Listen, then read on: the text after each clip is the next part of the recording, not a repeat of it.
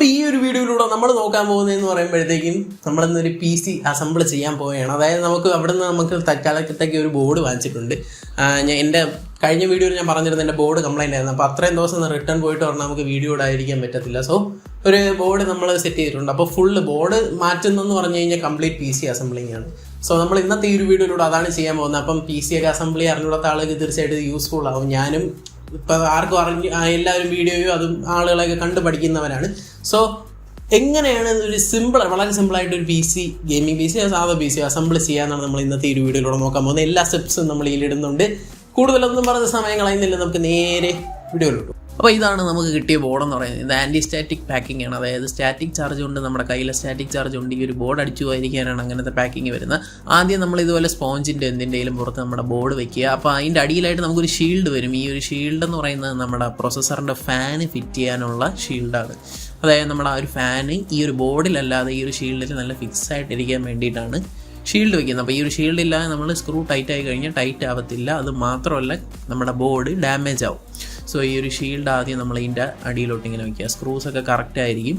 അതിനുശേഷം നമുക്ക് ചെയ്യേണ്ടതെന്ന് പറയുമ്പോൾ നമ്മുടെ പ്രൊസസ്സർ നമുക്ക് വെക്കാം. പ്രൊസസ്സർ എന്ന് പറയുമ്പോഴത്തേക്കും അത് വെക്കുന്നതിന് മുന്നേ നമ്മൾ ഈ ഒരു ലിവർ ഇങ്ങനെ ഓപ്പൺ ചെയ്ത് കൊടുക്കുക.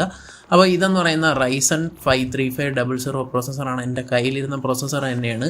ഇൻ്റലും റൈസണും തമ്മിലുള്ള ഒരു ഡിഫറൻസ് മനസ്സിലാക്കുന്നതെന്ന് പറയുമ്പോൾ റൈസൺ എന്ന് പറയുമ്പോഴത്തേക്കും നമുക്ക് ഇവിടെ പിന്നാണ് വരുന്നത്. അപ്പോൾ ഇവിടെ നമുക്കൊരു ആരോ മാർക്ക് കാണാൻ പറ്റും, ഒരു ചെറിയൊരു ആരോ മാർക്ക്. അതുപോലെ നമ്മുടെ ഈ ഒരു ആരോ മാർക്ക് നമ്മുടെ ബോർഡിലും കാണും. അപ്പോൾ അത് രണ്ടും തമ്മിൽ മാച്ച് ആവുന്ന രീതിയിൽ വേണം നമ്മൾ പ്രൊസസ്സർ വയ്ക്കാൻ. പ്രൊസസ്സർ വയ്ക്കുമ്പോൾ ഒരു കാര്യം ശ്രദ്ധിക്കുക, നിങ്ങൾ പ്രസ് ചെയ്യേണ്ടതൊന്നും ആവശ്യമില്ല. ജസ്റ്റ് ഒന്ന് വെച്ചാൽ മതി, അത് സീറ്റ് ആവും. വെച്ചിട്ട് സീറ്റ് ആയില്ലെങ്കിൽ നിങ്ങൾ വെച്ചത് തെറ്റെന്നാണ് അർത്ഥം. അപ്പോൾ പ്രസ് ചെയ്യാനേ പാടില്ല, അവർ പിന്നൊക്കെ വളഞ്ഞു പോവും. അപ്പം വെച്ചതിന് ശേഷം ആ ഒരു ലിവർ പിടിച്ച് താക്കുക. ഇതാണ് നമ്മുടെ പ്രൊസസ്സറിൻ്റെ ഫാൻ എന്ന് പറയുന്നത്. ഈ ഒരു ഫാന് നമ്മൾ ജസ്റ്റ് ഇതിൻ്റെ മുകളിൽ ഫിക്സ് ചെയ്യണം. ഫിക്സ് ചെയ്യുന്നതിന് മുന്നേ നമുക്ക് കുറച്ച് തെർമൽ പേസ്റ്റ് അപ്ലൈ ചെയ്യണം. പുതിയ പ്രൊസസ്സറാണ് നിങ്ങൾ വാങ്ങുന്നത്, ഓൾറെഡി ആ ഒരു ഫാനിനകത്ത് തെർമൽ പേസ്റ്റ് കാണും. ഇത് ഞാൻ രണ്ടാമത് ഫിറ്റ് ചെയ്യുന്നതുകൊണ്ടാണ് എനിക്ക് തെർമൽ പേസ്റ്റ് അതിൻ്റെ കൂടെ വരാത്തത്. ആദ്യം നമ്മളിതാ ഓവറായിട്ട് തെർമൽ പേസ്റ്റ് ആക്കരുത്. ഒരു ഞാൻ ഇപ്പോൾ വെച്ചിരിക്കുന്ന ഇത്രയും ക്വാണ്ടിറ്റിയിൽ മാത്രമേ തെർമൽ പേസ്റ്റ് ഇടാവുള്ളൂ.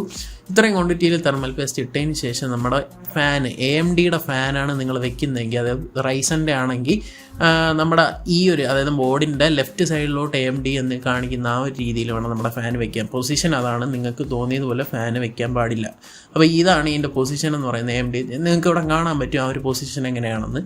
പിന്നെ സ്ക്രൂ ടൈറ്റ് ചെയ്യുമ്പോൾ കുറച്ച് കാര്യങ്ങൾ ശ്രദ്ധിക്കണം. സ്ക്രൂ ടൈറ്റ് ചെയ്യുമ്പോൾ നിങ്ങൾ ശ്രദ്ധിക്കേണ്ട കാര്യം എന്ന് പറയുമ്പോൾ ഓപ്പോസിറ്റ് ഡയറക്ഷനിൽ വേണം ടൈറ്റ് ചെയ്യാൻ. അപ്പോൾ കുറച്ച് സൗണ്ടൊക്കെ കേൾക്കും, ഈ ഒരു സ്പ്രിങ്ങിൻ്റെ സൗണ്ടൊക്കെ കേൾക്കും.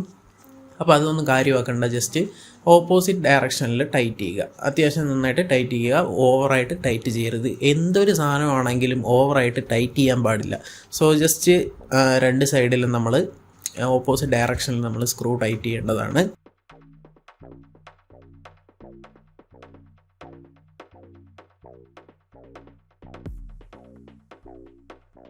പിന്നെ ഈ ടൈറ്റ് ചെയ്തുകൊണ്ടിരിക്കുമ്പോഴത്തേക്കും ഈ ഒരു സ്ക്രൂ ഡ്രൈവർ ഒന്നും തെന്നി നമ്മുടെ ബോർഡിലൊന്നും കൊള്ളാതൊന്ന് ശ്രദ്ധിക്കുക. കാരണം വളരെയധികം സൂക്ഷിച്ച് ചെയ്യേണ്ട ഒരു കാര്യമാണ്. കാരണം പൈസ കൊടുത്ത് വാങ്ങുന്ന സാധനമാണ്, അറിയാൻ എല്ലാവർക്കും. സോ ഇനി നമുക്ക് ചെയ്യേണ്ടതെന്ന് പറയുമ്പോൾ റാം ഇൻസ്റ്റാൾ ചെയ്യണം. റാം ഇൻസ്റ്റാൾ ചെയ്യാനായിട്ട് നിങ്ങൾക്കിപ്പം സ്റ്റിക്ക് വേണം എടുക്കുക. അപ്പോൾ എൻ്റെ കയ്യിലിരിക്കുന്ന G-Skill Tridents എന്ന് പറയുന്ന 8 GB റാമാണ്. ഇവിടെ ഒരു നോച്ച് വരുന്നതുകൊണ്ട് തന്നെ അത് മാറിപ്പോകാനുള്ള ചാൻസ് ഒട്ടുമില്ല. സോ നമ്മൾ ജസ്റ്റ് ആ ഒരു നോച്ച് കറക്റ്റാക്കി റാം ഇങ്ങനെ വെച്ചതിന് ശേഷം ജസ്റ്റ് ആ ഒരു ലിവർ ഓപ്പൺ ചെയ്തേക്കുക. ഓപ്പൺ ചെയ്ത് വെച്ചതിന് ശേഷം ജസ്റ്റ് രണ്ട് സൈഡും ഒന്ന് പ്രസ് ചെയ്ത് കൊടുത്തു കഴിഞ്ഞാൽ ഓട്ടോമാറ്റിക്കലി അത് ലോക്കാവുന്നത് കാണാൻ പറ്റും. സോ ആ നോച്ച് വരുന്നതുകൊണ്ട് അവിടെ ഒരു കൺഫ്യൂഷൻ വരുന്നില്ല. അതുകൊണ്ടാണ് ഞാൻ അത് ഡീറ്റെയിൽ ആയിട്ട് കാണിക്കാത്തത്. ആ നോച്ച് നോക്കി വെക്കുക. ഓക്കെ, റാം ഉറപ്പായെന്ന് വെച്ചതിന് ശേഷം ഇനി നമുക്ക് ചെയ്യേണ്ട നമ്മുടെ പ്രൊസസ്സറിൻ്റെ ഫാനിൻ്റെ കണക്ഷൻ കൊടുക്കുക. അപ്പം നമ്മുടെ ബോർഡിലായിട്ട് CPU ഫാൻ എന്ന് എഴുതിയിരിക്കുന്ന ആ ഒരു പോർട്ടിലോട്ട് നമ്മുടെ ഈ ഒരു CPU ഫാനിൻ്റെ കണക്ഷൻ കൊടുക്കുക. അവിടെയും വേറെ തിരിഞ്ഞു പോകേണ്ട ആവശ്യമൊന്നുമില്ല, അവിടെ എഴുതി വെച്ചിട്ടുണ്ട്. അത് മാത്രമല്ല, അത് കറക്റ്റായിട്ട് ഒരു പൊസിഷനിൽ മാത്രമേ കയറത്തുള്ളൂ.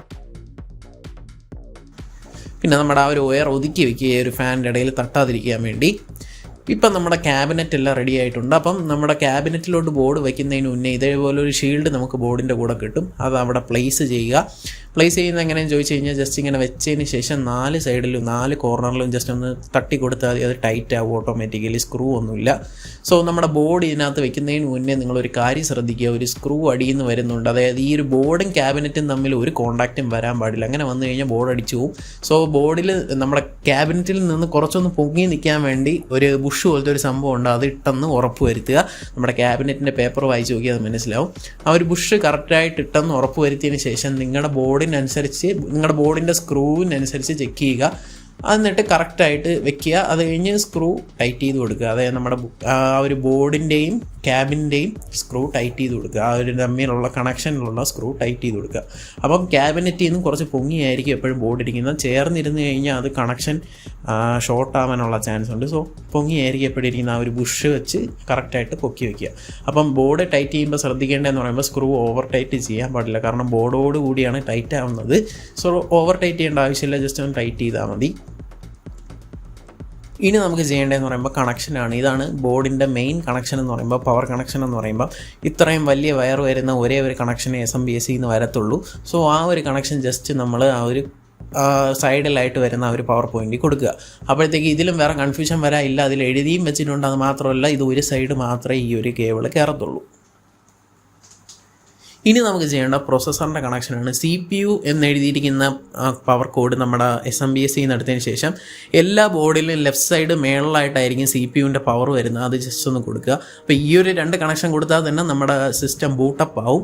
ഇനി നമുക്ക് ചെയ്യേണ്ടതെന്ന് പറയുമ്പോൾ നമ്മുടെ ഹാർഡ് ഡിസ്ക് അല്ലെ SSD എന്നുള്ള കണക്ഷൻ നമുക്ക് കൊടുക്കുക. അതിനായിട്ട് നമ്മൾ ചെയ്യേണ്ടതെന്ന് പറയുമ്പോഴത്തേക്കും ആദ്യം നമുക്ക് നമ്മുടെ SSD ഒന്ന് ഇൻസ്റ്റാൾ ചെയ്യാം. അപ്പോൾ ഇതാണ് ഞാൻ ഇവിടെ എടുത്തിരിക്കുന്ന SSD. കിങ്സ്റ്റണിൻ്റെ 240 GB SSD ആണ് നമ്മളിവിടെ എടുത്തിരിക്കുന്നത്. അത് ജസ്റ്റ് അതിൻ്റെ ഒരു മൗണ്ട് ഉണ്ട്. ആ ഒരു മൗണ്ടിൽ കയറ്റിയതിന് ശേഷം ജസ്റ്റ് ഇങ്ങനെ ഇളക്കി വെച്ചാൽ മതി. അതൊക്കെ ഞാൻ ഡീറ്റെയിൽ ആയിട്ട് കാണിക്കാൻ നിന്ന വീഡിയോ നല്ല ലെങ്ത് ആവും. സോ നമ്മൾ ജസ്റ്റ് ഇങ്ങനെ വെച്ചതിന് ശേഷം അതിൻ്റെ ഒരു ചെറിയൊരു സ്ക്രൂ നമ്മുടെ ക്യാബിനറ്റിൻ്റെ കൂടെ കിട്ടിയതാണ്. അതും കൂടെ ജസ്റ്റ് ഒന്ന് ടൈറ്റ് ചെയ്യുക. ചെയ്തതിന് ശേഷം നമ്മുടെ SMPSC നിന്ന് വരുന്ന ഒരു കണക്ഷൻ നമുക്ക് നമ്മുടെ ഹാർഡ് ഡിസ്കിൽ കൊടുക്കുക. അല്ലാതെ നമ്മുടെ സാറ്റ കേബിൾ ഹാർഡ് ഡിസ്കിൽ 2 കണക്ഷനാണ് മെയിനായിട്ടും നമ്മുടെ ഹാർഡ് ഡിസ്ക് അല്ലെങ്കിൽ SSDയിൽ വരുന്ന. അത് കഴിഞ്ഞ് ആ ഒരു സാറ്റ പോർട്ടിൽ നിന്നുള്ള ആ ഒരു കണക്ഷനാണ് നമ്മൾ ബോർഡിൽ കൊടുക്കേണ്ടത്. ആ ഒരു കണക്ഷൻ എടുത്ത് ബോർഡിൽ ഏകദേശം ഒരു 4 പോർട്ട് അടുപ്പിച്ച് കാണും. അതിലേതിലേലും നിങ്ങൾ ഒരെണ്ണം കൊടുക്കുക.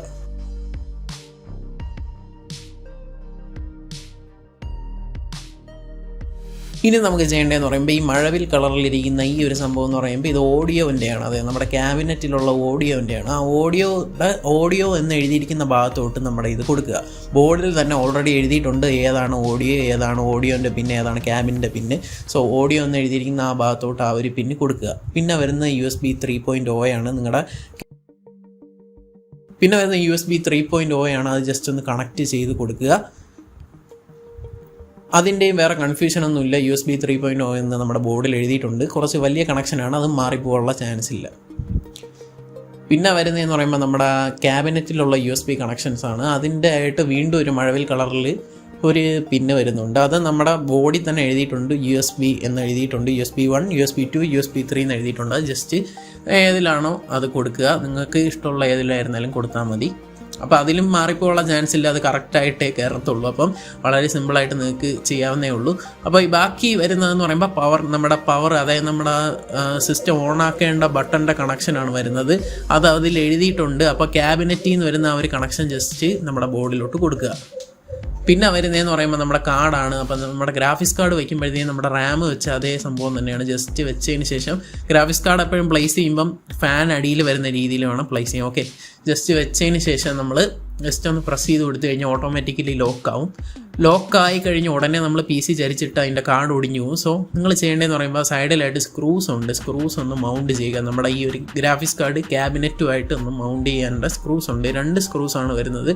അത് ജസ്റ്റ് ഒന്ന് സൈഡിലൊരു ഷീൽഡ് ഉണ്ട്. അത് ഇളക്കി കഴിയുമ്പോഴത്തേക്കും നമുക്കിത് കാണാൻ പറ്റും.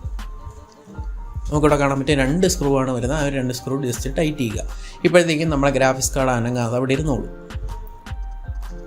ഇനി നമുക്ക് PCI എന്ന് എഴുതിയിരിക്കുന്ന ഒരു കണക്ഷൻ SMPSC എന്ന് എടുത്തിട്ട് നമ്മുടെ ഗ്രാഫിക്സ് കാർഡിൽ കൊടുക്കുക. അപ്പോൾ PCI എന്ന് എഴുതിയിരിക്കുന്ന കണക്ഷൻ 2 എണ്ണമൊക്കെ കാണും. കാരണം 2 ഗ്രാഫിക്സ് കാർഡ് വയ്ക്കുന്നവർക്കാണ് അങ്ങനെ കൊടുത്തിരിക്കുന്നത്. അപ്പോൾ ഓൾമോസ്റ്റ് എല്ലാ കണക്ഷനും നമ്മുടെ PC-യിൽ കഴിഞ്ഞു. ഞാൻ എന്തായാലും കണക്ഷൻസ് ഓരോന്നായിട്ട് ഒന്നുകൂടെ അവസാനം കാണിച്ചു തരാം. അപ്പോൾ അതാ ഓക്കെയാണ്. ഇപ്പം നമ്മുടെ PC ബൂട്ടാവാൻ റെഡി ആയിട്ടുണ്ട്. ഇത്രയേ ഉള്ളൂ PCയുടെ കണക്ഷൻസ് എന്ന് പറയുമ്പോൾ വളരെ സിമ്പിളാണ്. ഓക്കെ, ഇവിടെ ഓൺ ആയിട്ടുണ്ട്. ഫസ്റ്റ് നമ്മൾ കൊടുത്തതെന്ന് പറയുമ്പോൾ ബോർഡിൻ്റെ കണക്ഷനാണ്. ഞാൻ ഒന്നുകൂടെ പറയുകയാണ്, ബോർഡിൻ്റെ കണക്ഷനാണ് ഈ വലിയ കണക്ഷൻ എന്ന് പറയുന്നത്. നമ്മുടെ SMPSC നിന്ന് വരുന്നതാണ്.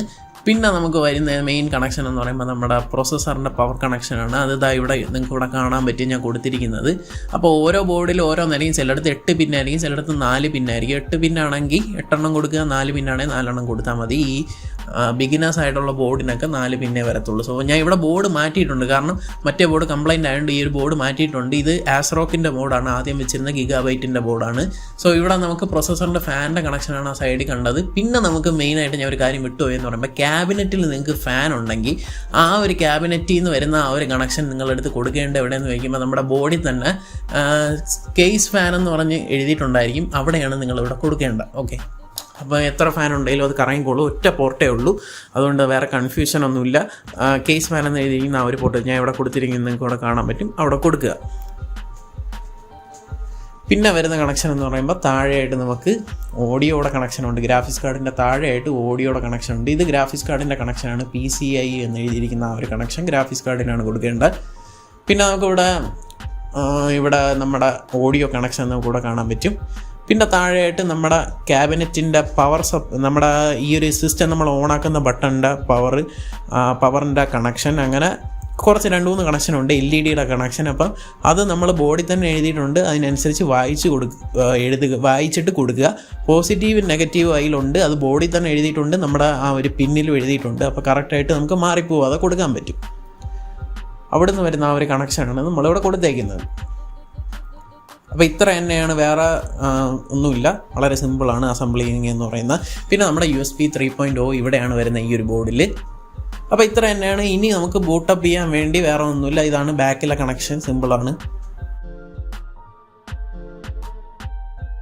അപ്പോൾ ഇന്നത്തെ ഈ ഒരു വീഡിയോ നിങ്ങൾക്ക് എല്ലാവർക്കും ഇഷ്ടപ്പെട്ടെന്ന് വിചാരിക്കുന്നു. അപ്പോൾ ഇത്രയും PC കണക്ഷൻ കൊടുത്തെന്ന് പറഞ്ഞ് PC വർക്കാവത്തില്ല. ഇനി നിങ്ങൾ ഇതിനകത്ത് OS ചെയ്യണം എങ്ങനെയാണെന്ന് നമ്മുടെ ചാനലിൽ ഇട്ടിട്ടുണ്ട്, നമ്മുടെ സെക്കൻഡ് ചാനലിൽ ഇട്ടിട്ടുണ്ട്. അപ്പോൾ അതിനകത്ത് നോക്കി OS ചെയ്യുന്നത് എങ്ങനെയാണ്, നിങ്ങൾ സിസ്റ്റം ഓൺ ചെയ്യുമ്പോഴത്തേക്കും മദർ ബോർഡിൻ്റെ പേര് എഴുതി കാണിക്കുക. അപ്പോഴത്തേക്കും ബൂട്ട് മെനു ഏതാണെന്ന് ആ F11 F12 ആയിരിക്കും, അതിൽ തന്നെ എഴുതി കാണിക്കുക. അത് ജസ്റ്റ് ഒന്ന് പ്രസ് ചെയ്യുമ്പോഴത്തേക്കും ബൂട്ട് മെനുവിൽ കയറും. അപ്പം നിങ്ങൾ ബൂട്ടബിൾ പെൻഡ്രൈവ് ഉണ്ടാക്കി വെച്ചേക്കുക, അത് നിങ്ങളെടുത്ത് കുത്തിയതിന് ശേഷം അതിൽ നിന്ന് ജസ്റ്റ് OS ഇൻസ്റ്റാൾ ചെയ്യുക. കംപ്ലീറ്റ് പക്കയോ, ഇത്രയേ ഉള്ളൂ. ചെയ്യുമ്പോൾ സൂക്ഷിച്ച് ചെയ്യുക. അപ്പോൾ ഇത്രയൊക്കെ ഉള്ളൂ ഇന്നത്തെ ഈ ഒരു വീഡിയോ. നിങ്ങൾക്ക് ഈ ഒരു വീഡിയോ ഇഷ്ടപ്പെട്ട് കഴിഞ്ഞാൽ ഒരു വീഡിയോ ലൈക്ക് ചെയ്യുക, ചാനലിൽ തന്നെ സബ്സ്ക്രൈബ് ചെയ്ത് തൊട്ടടുത്ത് കാണുന്ന ആ ബെല്ലേക്കും കൂടെ ക്ലിക്ക് ചെയ്താലേ നിങ്ങൾ വീഡിയോസ് അപ്ലോഡ് ചെയ്യുമ്പോഴത്തേക്കും അപ്പോൾ തന്നെ നിങ്ങൾക്ക് നോട്ടിഫിക്കേഷൻ ആയിട്ട് ലഭിക്കുള്ളൂ. ഇതിലും കിടലവും അടിപൊളിയായിട്ടുള്ള വീഡിയോസുമായി നമുക്ക് വീണ്ടും കാണാം. അതുവരെയും ബൈ.